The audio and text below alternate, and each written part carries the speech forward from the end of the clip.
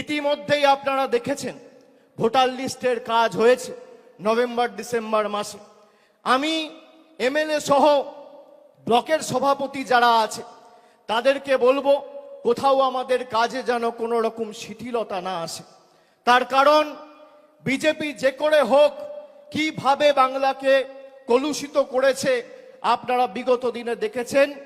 আগামী 26-এর লড়াইয়ের জন্য আমাদের প্রস্তুত থাকতে হবে। আমরা যতবার লড়েছি এদেরকে গোহারা হারিয়েছি। আমাদের লক্ষ্য, মমতা বন্দ্যোপাধ্যায় গত মাসে বিধানসভা থেকে বলেছে 2/3 বেশি আসন নিয়ে তৃণমূল ক্ষমতায় আসবে।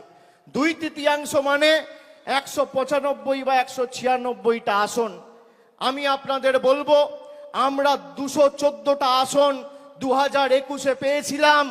সেই লক্ষ্য অবিচল থেকে আমাদের সেই মাপকাঠি পেরিয়ে 215-র বেশি আসন নিয়ে চতুর্থবার যাতে বাংলার মুখ্যমন্ত্রী মমতা বন্দ্যোপাধ্যায় হয়, সেটা আমাদের সকলকে সুনিশ্চিত করতে হবে। লড়াইয়ে 1 ছটাক জমি ছাড়া যাবে না। সর্বস্তরের কর্মী সমর্থক সবাইকে নিয়ে কাজে নামতে হবে।